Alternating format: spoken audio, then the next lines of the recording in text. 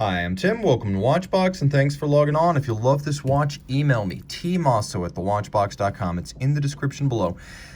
It's your purchase and pricing email question line for buying this or any watch you see on any Watchbox platform. Reach out to me directly with your questions, tmosso at thewatchbox.com. Today, we're discussing a Rolex Oyster Perpetual GMT-Master II. This is the reference 16713, yellow, gold, and stainless steel. This timepiece is serial code Y, so 2002 model year, 40 millimeters in diameter by 12.1 millimeters thick by about 47.5 millimeters lug tip to lug tip and 50.5 millimeters from end link to end link. The spacing between the lugs is 20 millimeters. Throw the watch on my wrist, which is 16 centimeters in circumference, and you can see it's a remarkably lavish take on the GMT Master. Now, it's not quite as dressy as it would be on a Jubilee, but it does have a pronounced upscale presence that a standard steel model would not have. I can recommend this watch for a wrist as small as 13.5 centimeters circumference.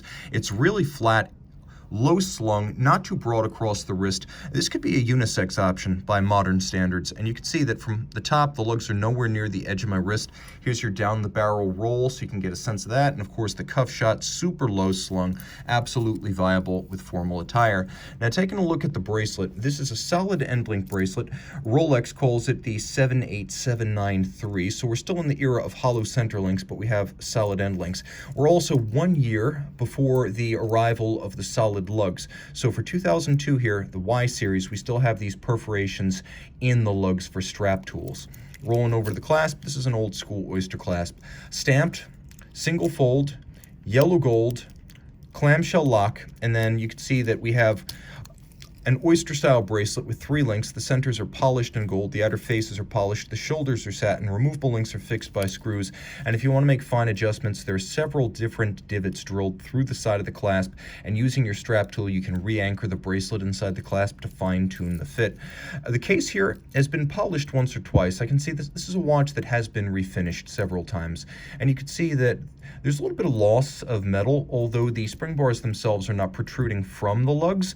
This is a watch that I'd classify as probably a 7 out of 10 on a case basis.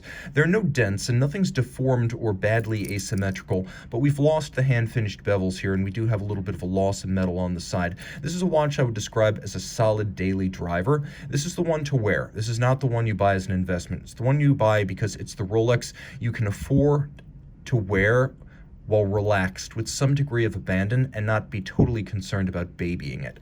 Now, technically, all of the original specs are still in place, starting with the 100-meter water resistance, and a watch of this vintage can still be worn in the water. Sapphire crystal, luminova dial, yellow gold bezel with a anodized aluminum insert, bidirectional. If you set the 24-hour hand to Greenwich Mean Time, you can use the local GMT offset of your port or airport of destination to gauge a third time zone temporarily. And of course, in late 1954, the first GMT Masters were delivered to Pan Am pilots, as the watch was created in conjunction with Pan Am to give the pilots a way to instantaneously calculate the time at any airport of destination when the watch itself was set to Greenwich Mean Time. But since 1983, with the GMT Master IIs, we've had the ability to set that local hand independently from the 24-hour hand. So we have a 12-hour hand and a 24-hour hand, and of course we have a hacking seconds function for setting the watch precisely. The dial is gorgeous, Serti style, which means you have 3 rubies and you have 8 brilliant cut diamonds. The diamonds, as well as the rubies, are set on yellow gold indices, and you can see you have 2 baguettes and 1 triangular ruby, and then the rest are diamonds on a sunburst golden base with a matching golden metallic date disc, golden hands, and all of this on top of a dial with a lovely radial grain exploding out from the center. This is a lavish and lush take on the traditional Rolex pilot's watch. Case back is Oyster. Screwed down, inside Rolex manufactured caliber 3185, bidirectional automatic winding, 48-hour power reserve, 12 24-hour independent time zones, stop seconds. It's free sprung with a full balance bridge for shock tolerance. It has an overcoil hairspring, and it's adjusted in 5 positions to help it earn the COSC chronometer certification. Pivots on 31 jewels, and of course Rolex would then adjust these watches fully cased up back at the factory after the movements received their COSC certificates.